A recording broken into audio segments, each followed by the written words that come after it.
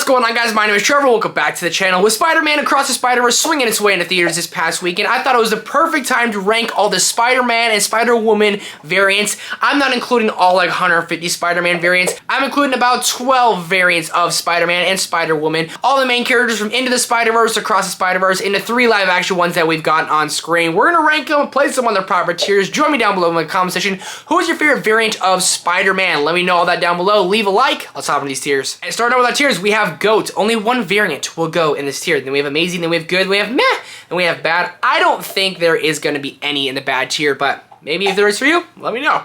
First up, we have Tom Holland's Spider-Man, my favorite version of the live-action Spider-Man. He's not going in the GOAT tier. He's going in the Amazing tier. I think to this day that Tom Holland accurately portrays a high school kid when playing this role. Tobey Maguire and Andrew Garfield obviously did great as well, but for me, I always just gravitated towards Tom Holland's version more than theirs, which is crazy because I grew up with Tobey's. I grew up with Andrew's.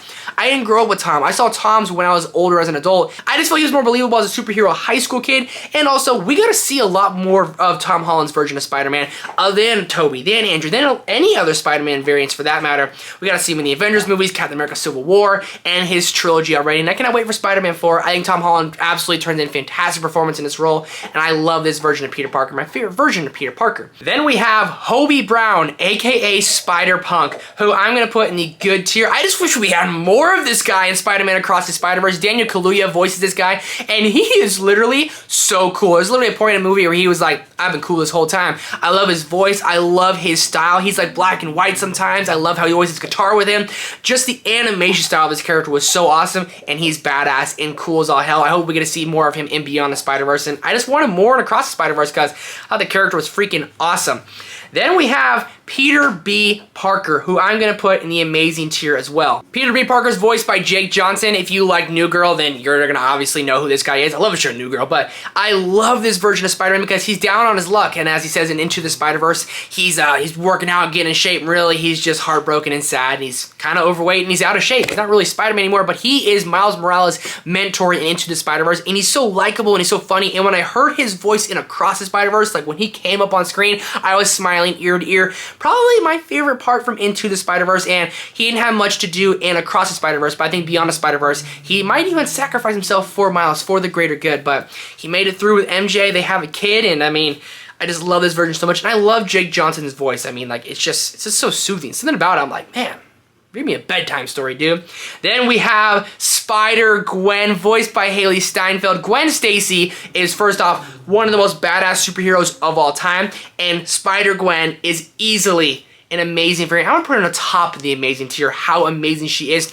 Across the Spider-Verse is just as much Gwen Stacy's story as it is Miles Morales' story, and I did not expect that going in, but my goodness did I appreciate it. I need a solo movie on Gwen Stacy. I need a video game on Gwen Stacy. I need so much more of Gwen Stacy. God, I need a Gwen Stacy tattoo for that matter. She's easily one of my favorite variants, almost in that GOAT tier. She's almost there, but the one character who's in the GOAT tier is Miles Morales, voiced by Shameik Moore, and I mean, this guy just, I don't know what it is, but he's my favorite variant of Spider-Man in general, and he has been ever since I watched Into the Spider-Verse. He's just a lot different than the versions of Spider-Man we've seen before. He's a kid who's very artsy, he's very cool, he's very swaggy, and like, he's kind of just into doing his own thing, and that's what I think I loved about this character so much when watching Into the Spider-Verse and Across the Spider-Verse, is that he liked hanging out with his Uncle Aaron, he liked that artistic side about him, and his parents were so strict about him, but he always tried to do his things just a little bit differently, and it was just such a different take on the Spider-Man character than we've seen before, and when he takes that leap of faith, I mean, it just hits so hard in the feels, and it's so emotional, it's so awesome, and you see this guy, obviously, with great power comes with great responsibility, but with Miles, you see a little bit more than that. Like, with Miles, I feel like you get that a little bit more, like he has his parents, and his uncle was actually the Prowler, so this character just has so much different road than the other versions we've seen before. He's cool, he's dope, and I love Miles Morales. He's my Spider-Man, my GOAT Spider-Man. Then we have Miguel O'Hara, Amazing tier, voiced by Oscar Isaac. This guy is menacing. I don't want to call him a Spider-Man villain, but he's definitely a Spider-Man antagonist, and Miguel O'Hara is a character I want to see more of, and I dang near want to see like a spin-off show or movie about this character because he was absolutely badass. He had that villain presence, like I said before, and he just played it to his advantage. Obviously, all the Spider-Man have been down the darker path, and they have to learn that great power comes with responsibility again, but they all have to go learn something the hard way, and they have to lose and have lots of loss in their life to know that, like, obviously, with this power, I will lose things, but there is a great responsibility that comes with that as well. So, when you get with Miguel O'Hara, he seems like he took it just a little more personally in Across the Spider-Verse. When you see the movie, you'll know what I mean, but still think he's an amazing tier. I mean, we gotta get out of the amazing tier, and we will, with Spider Noir, voiced by Nick Cage. I'm gonna put him in meh, probably a hot take, that's fine.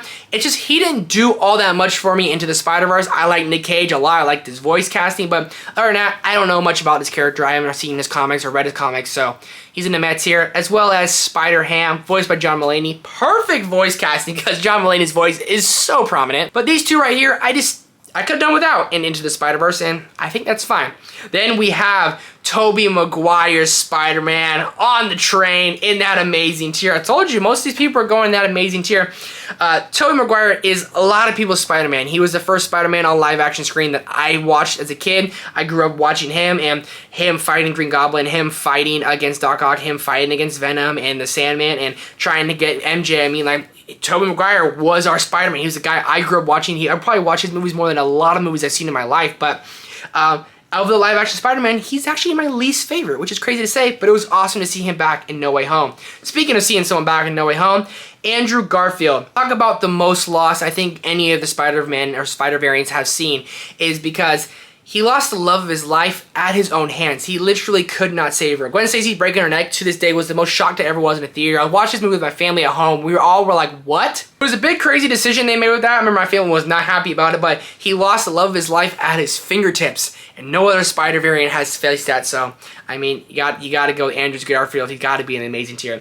Then we have Jessica Drew, Spider-Woman, who I'm going to put in the good tier. I'll put her in the top of good tier. I want more of Jessica Drew. I thought his character was badass and awesome. I just feel like we didn't get all that much of her in Across the Spider-Verse, but I think beyond the Spider-Verse, she's going to be helping out that much more. She's like the mom of the group. She tries to make sure everyone's in line. You got to listen to Jessica Drew.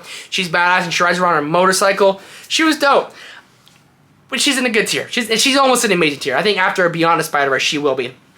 Then we have, I have a hard time pronouncing this one's name, but Paviter Prabhakar, he's going to go in the good tier as well. He was absolutely hilarious in Across the Spider-Verse. He's a young, broke Indian boy, and his story was so hilarious throughout the movie, and going into his world and Across the Spider-Verse was awesome, and it was epic, and he almost lost the love of his life, but he didn't. And he was a very funny character. I put him in good just because he's only really there to be funny, to crack the jokes, and that's all I felt from Across the Spider-Verse, but I enjoyed his character nonetheless. And that's going to do it for this Spider-Man variant ranking. Let me know your ranking of these 12 Spider people down below in the comment section. Who's your favorite? Who's your least favorite? Who did I leave out that I should have included on this list? I guarantee I left some out. So let me know down below. What did you think of Across the Spider-Verse? Let me know. Hit the like button, subscribe button, notification bells. We're trying to hit 5,000 subscribers here on the channel. Thank you guys so much for watching. I'll see you in the next one.